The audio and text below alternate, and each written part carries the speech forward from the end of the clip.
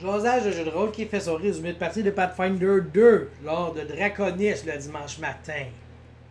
Donc le dimanche matin, je me lève, relax, j'arrive là-bas, tu sais. Puis là, on regarde les games. Pathfinder 2 avait été dans les games que je m'étais dit j'aurais le goût de l'essayer. Je vais essayer ce système-là. J'ai acheté le livre qui est sorti, il n'a jamais servi. Faut qu'au moins je l'essaye, tu sais. Fait que là, je regarde les games, mais juste en anglais, tu sais. Je fais comme, capable de parler en anglais, tu sais. Je suis bilingue, capable. Là, je parle avec Papalienne, puis là, le maître de cette game-là, il arrive à côté de nous autres. Puis là, Papalienne, il dit, hey, si tu bien anglophone, ça va-tu être compliqué? Puis là, le maître, il dit, officiellement, j'ai comme juste une joueuse qui parle anglais. Fait que je vais peut-être la faire en français ou, tu sais, bilingue à la limite. Fait que, tu sais, ça se fait bien bilingue, tu sais. Fait que je dis, parfait, on va mettre nos noms. On met nos noms, tu sais. Puis là, on se ramasse 6 joueurs. Mais là, pendant qu'on est là, il y a 2 autres gars qui mettent le nom. Il y a comme des espaces pour. Tu t'es sur le banc, au cas où quelqu'un y a le pas, je sais pas trop. T'sais. Mais eux autres, je sais pas trop s'ils avaient vu ça. Fait que là, ils pensaient qu'ils étaient dans le game, eux autres aussi. Fait que là, on était comme 8 autour de la table. Finalement, les 2 gars de surplus se sont assis au bout, puis ils ont regardé la game. Puis, ils ont parlé un petit peu, ils voyaient le système. C'était des gars très sympathiques. J'ai eu bien du plaisir, t'sais. Fait que là, on choisit nos bonhommes. Puis là, il y a comme 5 bonhommes. Il y a 4 bonhommes. On est 5 joueurs, plus 2. En tout cas, je me souviens plus trop, mais il y avait 2 prêtres. Moi, j'avais le mage. On avait le voleur. Puis on avait guerrier. Là, c'est que le voleur était l'elfe. Et l'elfe était la personne qui parle à peu près juste anglais.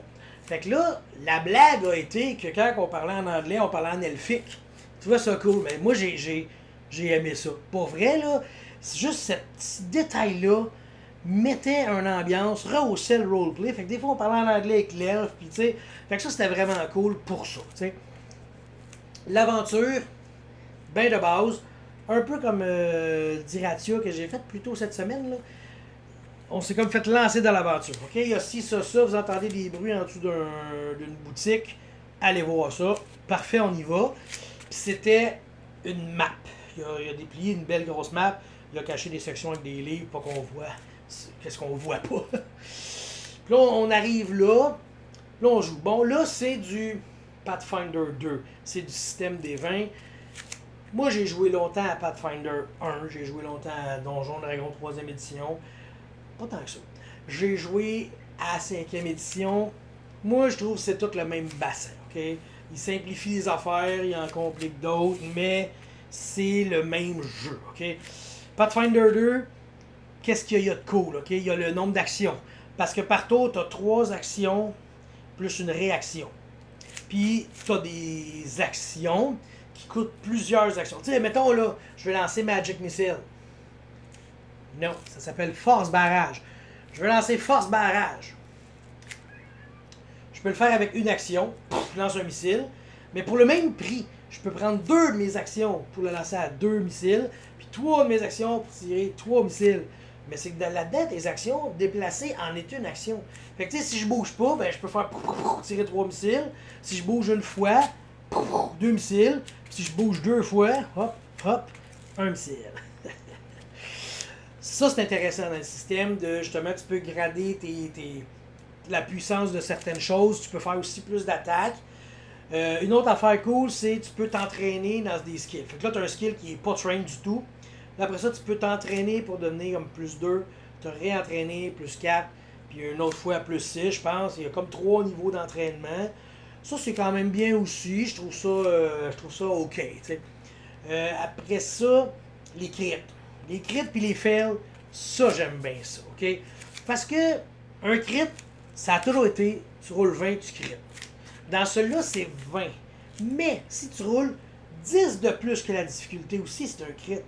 Fait que ça veut dire que si tu es rendu très très bon à l'épée, là, ça de même, tu as plus 15 à ton arme, ben tu as beaucoup plus de chances d'avoir plus que 10 de différence. Si, mettons, le gars, il a 10 de classe d'armure, ben là, dès que tu roules 20, tu fais un crit. Mais si en roulant, tu as plus 15 à ton jet, puis là, tu roules 10, justement, tu traverses à 25, mais tu as plus que 10 que ça. Un crit. Ça, c'est vraiment le fun. T'as pas juste des crits sur des 20. Ça montre que plus que t'es meilleur, plus que t'as de l'expérience, mieux tu crites. Ça, j'aimais ça aussi. L'inverse, c'est vrai. Si tu roules moins que 10. Là, c'est un epic fumble. C'est un epic fail. Mais les epic fails, ils n'ont pas toujours un effet. Certaines fois, ils en ont. Certaines fois, ils n'en ont pas. C'est spécifique au pouvoir, au spell, etc. Fait que ça aussi, c'est une autre affaire que j'ai bien aimé dans ce système-là. Ce qu'on faisait, c'était la boîte de base, une initiation. OK? Donc, j'ai dit, moi, pas de problème avec ça. J'embarque à fond dans le jeu. Je m'en vais me faire initier à Pathfinder 2. Donc, spoiler, ceux qui vont se faire initier. On arrive, première pièce, on descend, il y a des tonneaux, il y a des rats.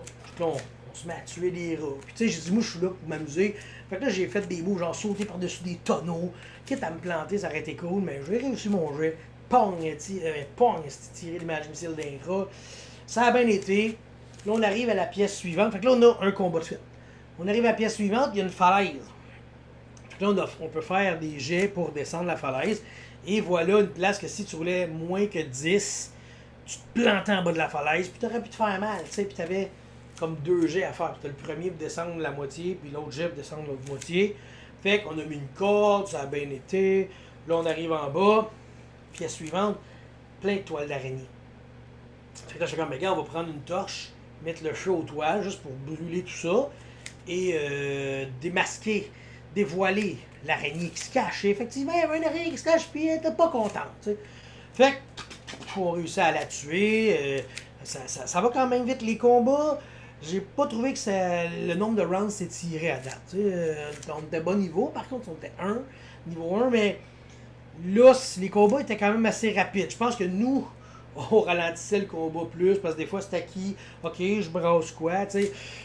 Moi, j'étais super habitué, puis je savais tout de suite ce que je m'en allais faire, puis tout, mais il y en a d'autres qui n'étaient pas habitués.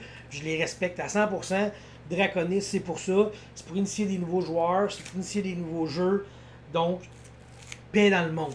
On finit ça, on arrive à l'autre pièce, il y a une petite muraille, une barricade de fortune, puis on entend du bruit de l'autre bord. Fait non, on va pas là.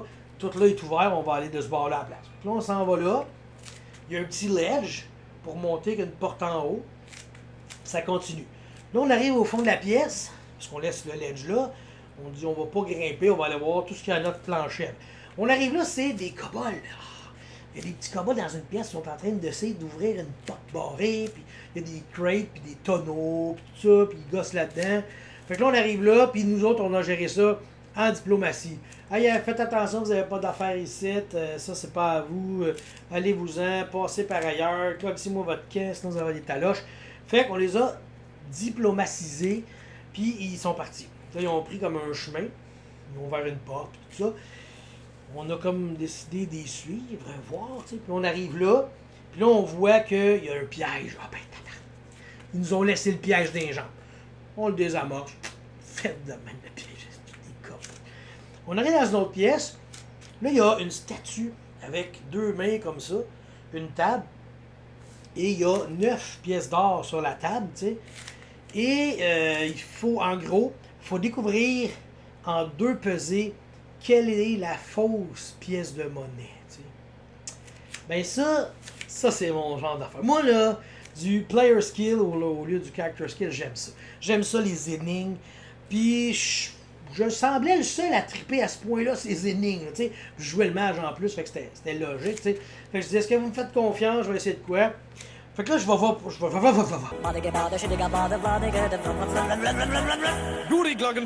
que là, je ne vais pas spoiler l'énigme, tu sais, comment qu'elle s'est faite.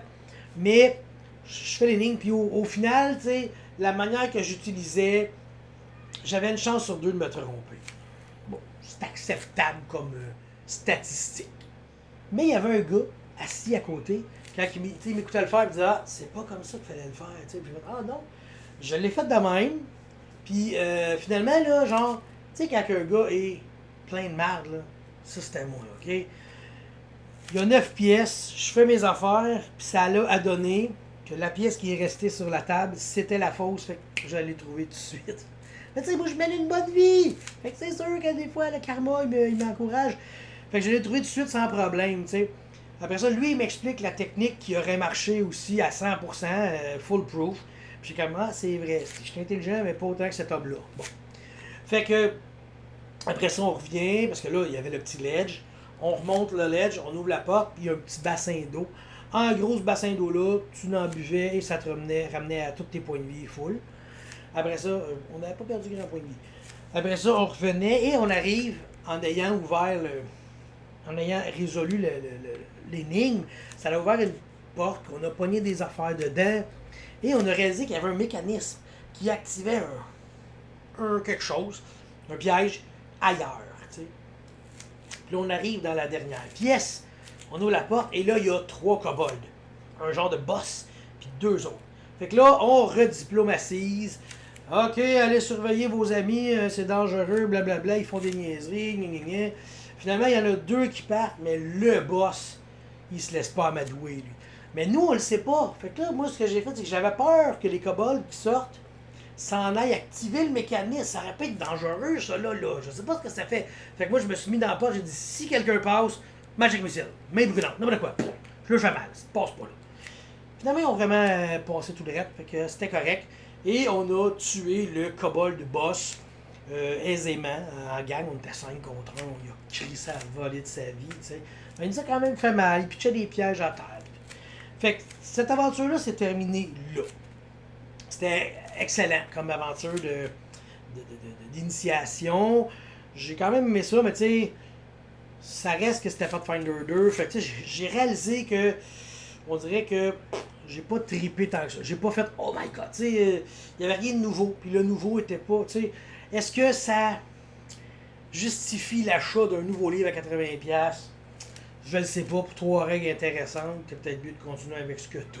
Je dis ça de même. Mais moi, s'il y a 2 choses que j'aime, c'est création de personnage et évolution de personnage. Moi, je arrivé avec une feuille qui était toute faite, puis quand l'aventure a fini, c'était fini, je ne rejouais plus avec. Ça aussi, ça me manquait, parce que j'aime ça, moi, continuer le personnage, autant sur la feuille que dans la tête du personnage, après tout ce qu'il a vécu. Ensuite, là, il y a quelque chose, par exemple, il faut que je vous parle. On est arrivé à la table et, OK, il y a des nouveaux autour de la table, j'ai pas de problème avec ça, c'est une boîte d'initiation. Il y avait une barrière de langue parce que l'anglais, le français, je comprends, c'était pas tout le monde qui comprenait tous les mots. Ça, j'ai pas de problème avec ça. Il y a quelque chose qui m'a gossé un petit peu. Le maître, j'ai l'impression qu'il était pas prêt, OK? Avec tout mon respect. Tu sais, puis comme je dis, ça se peut, il y avait beaucoup de temps d'attente. Mais je me dis, des fois, il doit lire son texte, le traduire pour nous le dire, des choses comme ça. Mais c'est quand que j'ai vu le maître dépuncher les cartons de kobold, puis dépuncher les cartons de rat. Tu sais, la boîte est neuve, il l'a quasiment développé devant nous autres, ça veut dire qu'il n'était pas prêt. Est-ce qu'il l'avait lu, son aventure? Je ne sais pas. On arrive dans la pièce, il y a des kobolds, puis il dit, il y a des kobolds, puis là, il se met à enlever les cartons, les mettre sur des socles, puis les mettre dans la pièce. Ça aurait dû être fait avant.